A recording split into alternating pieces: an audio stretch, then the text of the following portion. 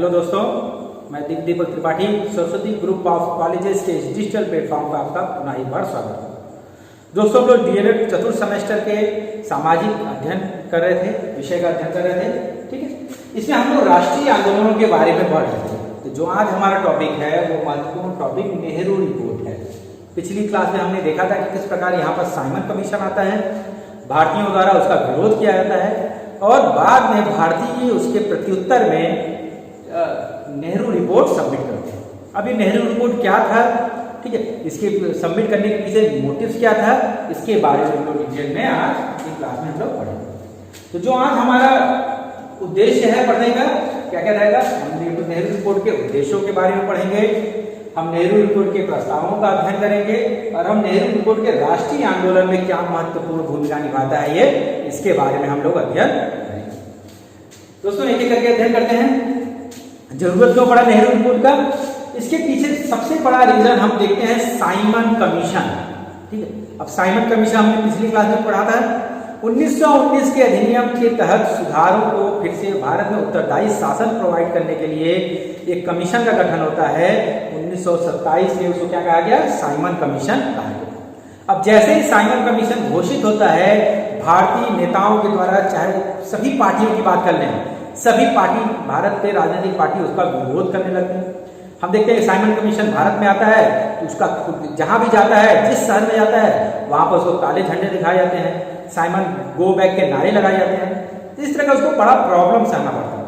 ठीक है, अब ये जो भारतीय प्रशासनिक के अधिकारी थे उस समय, चाहे भारत सचिव कर लें, चाहे वायसराय कर लें, उनके लिए बड़ा ये निंदा का कार्य था, क्योंकि एक बाहर का इंग्लैंड से कमीशन आ रहा है और उसकी वो व्यवस्था भी नहीं कर पा रहे हैं, ऐसा अनुकूल माहौल भी नहीं बना पा रहे हैं उसके लिए कि वो क्या कर सके, अपने रिपोर्ट प्रस्तुत। उस कंडीशन में जो भारत के सचिव, जो मंत्री रहते हैं, लॉर्ड बेकेन है, ठीक है, वो खफा होकर के गुस्से में भारतीयों को चैलेंज करते हैं।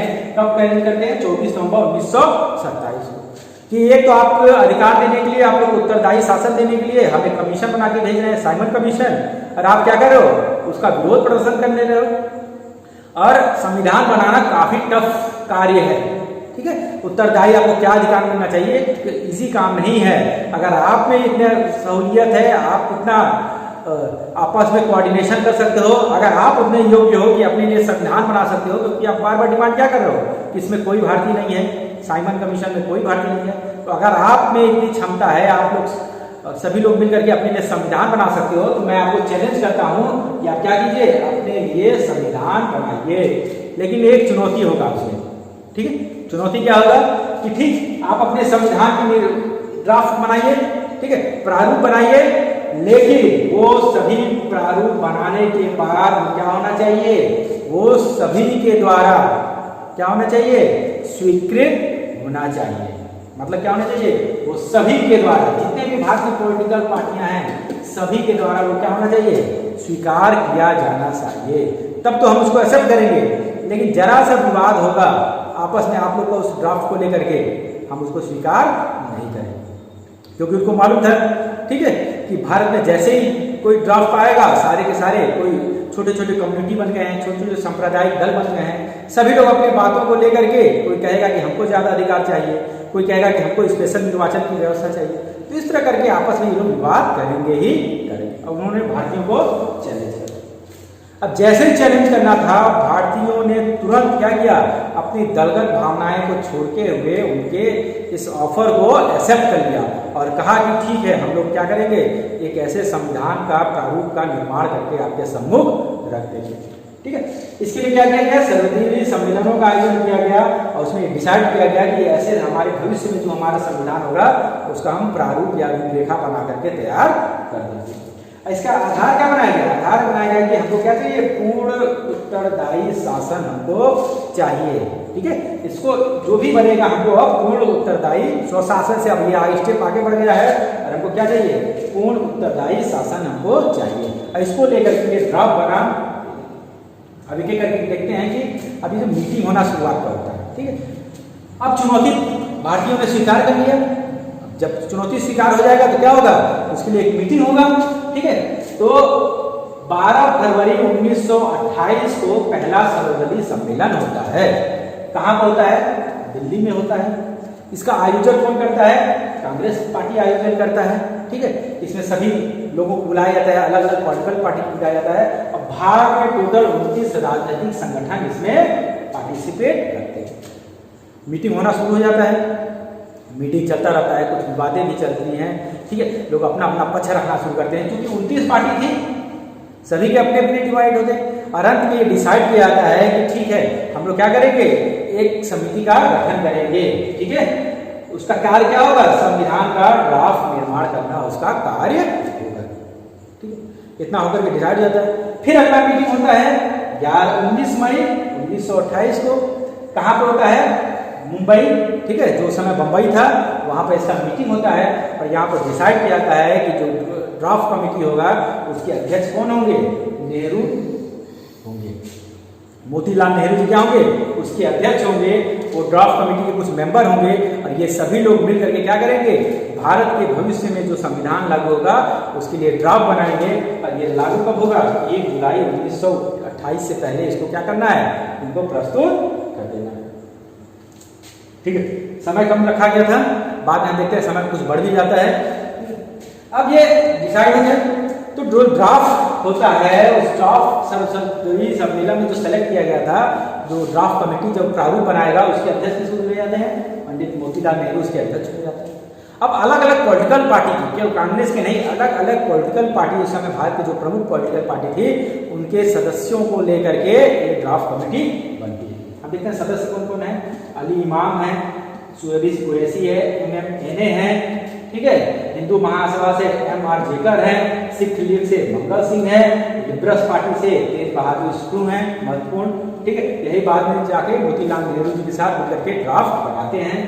NM जोशी है लेबर पार्टी से, GP प्रधान है नॉन ब्राह्मण से। और इस पूरे ड्राफ्ट कमेटी के जो लिखने का कार्य हुआ था, ठीक है, कांग्रेस सेक्रेटरी पंडित जवाहरलाल नेहरू। इसमें हम देखते हैं बात है सुभाष चंद्र बोस भी आते हैं। तो ये वो मेंबर हैं जिन्होंने सारे मिलकर के उन्होंने क्या किया? ड्राफ्ट बनाने का निश्चय। ठीक है, चूंकि इसके अध्यक्ष कौन है? अध्यक्ष हैं आपके मोतीलाल नेहरू, इसीलिए इस रिपोर्ट को क्या किया गया?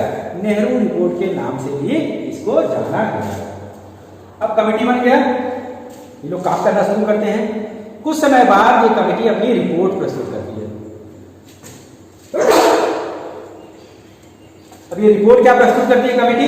हम देखते हैं ये पहला करती है कि भारतीयों को क्या होना चाहिए, इसे नागरिकता को क्लियर किया कि भारत के नागरिक किसको कहा जाएगा और डिसाइड होता है कि मौलिक अधिकारों को संविधान में स्थान दिया जाना चाहिए। तो पहली बार अगर मौलिक अधिकारों की बात किया जाए तो किसमें कहा गया है? इस नेहरू रिपोर्ट में कहा गया है। दूसरा क्या है, जो पहले भी कहा गया था, साइमन कमीशन में कहा गया था कि सिंध को क्या करना चाहिए? मुंबई से अलग करके एक अलग प्रांत बनाना चाहिए। ठीक है, और जो प्रांत हैं उसमें क्या करना चाहिए? उत्तरदायी शासन की स्थापना किया जाना चाहिए। जो हमने कहा था कि स्वशासन की बात चल रहा है, ठीक है, उसको आगे बढ़ते हुए उन्होंने कहा कि प्रांतों में क्या होना चाहिए? उत्तरदायी शासन की स्थापना होना चाहिए। भारत में क्या होना चाहिए? औपनिवेशिक स्वतंत्रता प्रदान की जानी चाहिए, जो अन्य कॉमनवेल्थ देशों को जैसे मिलती है, जैसे ऑस्ट्रेलिया को मिला है, कनाडा को मिला है, उसी तरह भारत को भी क्या मिलना चाहिए? औपनिवेशिक स्वतंत्रता भारत को भी प्राप्त होना चाहिए। केंद्र में भी क्या हो? पूर्ण उत्तरदायी सरकार की स्थापना हो। ठीक है, भारत में जो गवर्नर जनरल हो उनका जो जितना ज्यादा पावर दिया गया था उस पावर में कमी किया जाए, वो मंत्रियों के परामर्श पर संवैधानिक प्रधान के रूप में कार्य करते हैं। ठीक है, जिस तरह इंग्लैंड में ब्रिटेन की महारानी है, नाम मात्र की शासक है और सारा पावर किसमें है? कार्यपालिका विधायिका में। तो इसी तरह यहाँ भी व्यवस्था किया जाए। केंद्र और प्रांतों के बीच शक्ति का उचित रूप से वितरण किया जाए, जैसे प्रेजेंट टाइम में हमको दिखता है। ठीक है, अवशिष्ट शक्तियां केंद्र को प्रोवाइड किया जाए। तो इस तरह का इनके मुख्य पॉइंट। अब एक एक करके हम लोग इसको थोड़ा डिटेल में। भारत के केंद्रीय व्यवस्थापिका के बारे में इन्होंने कहा है कि 2 सदनीय होना चाहिए। और हम देखते हैं प्रेजेंट टाइम में वो किस तरह सिस्टम है। प्रेजेंट टाइम में वो भी 2 सदनीय है। कौन कौन सा सदन हो इसमें? निम्न सदन और उच्च सदन। प्रेजेंट टाइम में भी यही चीज है। ठीक है, तो भारतीय अगर बात करें व्यवस्थापिका की, हमारे यहाँ केंद्र में 2 सदन है। ठीक है, उन्होंने कहा कि निम्न सदन का निर्वाचन कैसे हो? वयस्क मताधिकार से हो। मतलब 21 वर्ष से जितने भी ज्यादा लोग हैं वो लोग क्या, वो वयस्क मताधिकार कहलाएंगे। उस समय ये 21 वर्ष था। ठीक है, उनको प्रदान किया जाए। और चुनाव कैसे हो? प्रत्यक्ष तरीके से। टोटल सदस्य इसमें कितने हो? निम्न सदन में टोटल 500 सदस्य हो और इसका कार्यकाल कितना हो? 5 वर्ष का। इसे उनका उच्च सदन में क्या हो? यहाँ भी वयस्क मताधिकार हो, लेकिन जो चुनाव हो वो क्या हो? परोक्ष रीति से हो। ठीक है, डायरेक्ट जनता पार्टिसिपेट इसमें ना करे। ठीक है, टोटल सदस्य कितने हो? 200 सदस्य हो और इसका कार्यकाल कितना हो? 7 वर्षों का इसका कार्यकाल। इन्होंने सदन के बारे में उस समय 1928 में इन्होंने एक परिकल्पना की कि भारत में इस प्रकार सदनीय व्यवस्था होनी चाहिए। रिपोर्ट में उन्होंने प्रांतों के बारे में क्या कहा? प्रांतों के बारे में उन्होंने कहा कि उत्तर पश्चिम सीमा प्रांत को वैधानिक प्रांत का दर्जा दिया जाए। ठीक है, जैसे ही वैधानिक प्रांत का दर्जा दिया जाएगा उसको क्या होगा? उसको अनेक अधिकार मिल जाएंगे, उसके वो अपने सदन के बारे में निर्णय लेने के बारे में उसमें अधिकार मिल जाएगा। उन्होंने कहा कि प्रांतों और राज्यों के अधिकारों और विशेषाधिकारों की रक्षा करने की व्यवस्था की जाए ताकि केंद्र समय समय पर उन पर क्या हो? उनका अतिक्रमण न कर सके। उन्होंने कहा कि सरकार का संघीय रूप स्थापित होना चाहिए। सबसे महत्वपूर्ण पॉइंट उन्होंने कहा कि जो भी व्यवस्था हो वो क्या होना चाहिए? संघीय व्यवस्था के रूप में सरकार का गठन होना चाहिए। उन्होंने कहा कि भारतीय संघ में अन्य प्रांतों को तभी सम्मिलित किया जाए जब वो उत्तरदायी शासन की व्यवस्था कर ले। किन अन्य प्रांतों की? जो ब्रिटिश प्रेसिडेंसी नहीं हो, जो देसी रियासत हो, अगर वो लोग सम्मिलित होना चाहें उनको तभी सम्मिलित किया जाए जब क्या हो? जब वहां पर उत्तरदायी शासन की व्यवस्था कर दी जाए। उन्होंने कहा कि न्यायपालिका विधायिका से स्वतंत्र हो जाए। ठीक है, आज हम देखते हैं कि न्यायपालिका क्या है? विधायिका से अलग है। उन्होंने कहा कि केंद्र सरकार को मुस्लिमों को कितना प्रतिनिधित्व देना चाहिए? 1/4 मुस्लिम प्रतिनिधित्व देना चाहिए। और क्या कहा उन्होंने कहा कि मुस्लिम सीटों के आरक्षण की बात की। उन्होंने क्या कहा? जिन राज्यों में मुस्लिमों की जनसंख्या कुल जनसंख्या के 10% से कम है वहां पर क्या हो? वहां पर तो आरक्षण दिया जाए, लेकिन 2 स्पेशल प्रांत जो बंगाल और प्रांत इसमें आरक्षण की व्यवस्था न हो। और यही चल करके आगे विवाद का कारण बनता है मुस्लिम लीग से मोहम्मद अली जिन्ना से। उन्होंने कहा कि दोनों राज्यों में मुस्लिम बाहुल्य है, इसलिए यहाँ पर आरक्षण मुस्लिमों को देने की जरूरत नहीं है। बाकी जिस जगह पर इनकी जनसंख्या 10% से कम है वहां पर क्या हो? वहां पर इनको आरक्षण। उन्होंने कहा कि अल्पसंख्यकों के लिए पृथक निर्वाचन प्रणाली को समाप्त कर दिया जाए। उन्होंने आरक्षण की व्यवस्था की बात किया, लेकिन पृथक निर्वाचन प्रणाली जो समय चल रहा था 1909 से ही शुरुआत हो गया था, 1919 में और बढ़ाया गया उसको, साइमन कमीशन में और बढ़ाया गया कि कहा कि उन्होंने ये जो सिस्टम है जो आप पृथक निर्वाचन प्रणाली की बात कर रहे हो इसको क्या किया जाए? इसको जल्दी से जल्दी समाप्त कर दिया जाए। उन्होंने कहा कि प्रांतों के गठन क्या होना चाहिए? भाषाई आधार पर होना चाहिए। जो प्रेजेंट टाइम में हम देखते हैं तमिलनाडु तमिलों के लिए बना है, पंजाब पंजाबियों के लिए बन गया, ठीक है, महाराष्ट्र मराठियों के लिए बन गया। तो भाषाई आधार पर क्या हो? प्रांतों का गठन हो। उन्होंने 1928 में ही इसको प्रस्ताव दिया। उन्होंने कहा कि मुसलमानों को धार्मिक और सांस्कृतिक रूप से क्या मिलना चाहिए? सरकार का एक ड्यूटी है कि उनको क्या करे? उनको संरक्षण करवाए। देखिए ये सब प्रारूप हैं जिसके आधार पर क्या होना चाहिए? बनना था, हमारा संविधान बनना था। उन्होंने कहा कि पूरा देश क्या हो? यहाँ पर किसी धर्म विशेष को ज्यादा फैसिलिटी न दिया जाए और क्या हो? धर्मनिरपेक्ष देश की स्थापना होनी चाहिए। उन्होंने उच्चतम न्यायालय के बारे में क्या कहा? उन्होंने कहा कि उच्चतम न्यायालय, लोक सेवा आयोग और एक प्रतिरक्षा समिति की स्थापना भारत में होना चाहिए जो सभी प्रकार के जो आखिरी संस्थान होंगे सबसे संबंधित होगा। उन्होंने कहा कि जो प्रांतों में व्यवस्थापिका या सरकार का हो उसका कार्यकाल कितने वर्ष का हो? उसका कार्यकाल हमको 5 वर्ष के लिए रखना चाहिए। उन्होंने कहा कि प्रांतों के प्रमुख गवर्नर जनरल को बनाया जाए, ठीक है, लेकिन उसका काम केवल क्या हो? काम के हो वह ऐसे सलाहकार के रूप में कार्य करे, उसको अधीन ना हो। जैसे प्रांत की कोई सरकार या व्यवस्थापिका कोई बिल पारित करी है तो वो उस पर सलाह बस दे, ये नहीं कि उसको कैंसिल कर दे या उसको उस पर कोई पासी न करने दे, हस्ताक्षर न करे। ऐसी व्यवस्था को खत्म किया जाए, ठीक है। अब इस तरह का युवा प्रारूप बन गया। इस प्रारूप को क्या किया गया? 10 अगस्त 1928 को कहाँ किया गया? लखनऊ में एक सर्वदलीय बैठक हुआ, वहां पर प्रस्तुत किया गया। सभी जितने पॉलिटिकल पार्टी थी सबने उसका एनालिसिस किया, सबने कहा कि बहुत अच्छा है और ये रिपोर्ट सर्वसम्मति से स्वीकार की।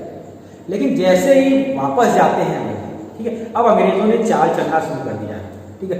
उन्होंने क्या किया? जो छोटी छोटी पार्टियां थी, अनेक पार्टियां थी जो पर्टिकुलर संप्रदाय के हितों को लेकर के तैयार हुई थी, ठीक है, कोई सिखों के हितों को लेकर कर रहा है, कोई अल्पसंख्यकों को लेकर कर रहा है, कोई जो है हरिजनों को लेकर चल रहा है।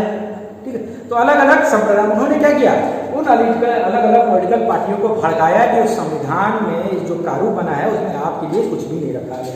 तो 22 दिसंबर 1928 को जो कलकत्ता में सर्वदलीय सम्मेलन हुआ था, जिसमें सभी लोग फिर से इकट्ठा होते हैं, वहां पर क्या होता है, विवाद होने की शुरुआत हो गई, क्योंकि सभी लोग अपने संप्रदाय के लिए, अपनी जाति के लिए कुछ न कुछ विशेष चीजें मांग रहे हैं। इसकी अध्यक्षता की थी डॉक्टर अंसारी जी। तब भी कांग्रेस पार्टी ने बहुत सहयोग किया। सबसे बड़ी कांग्रेस के बाद जो मजबूत मुस्लिमों का जो प्रतिनिधित्व करती थी मुस्लिम लीग, उसके द्वारा कुछ डिमांड किया गया, कांग्रेस ने उसको एक्सेप्ट कर लिया।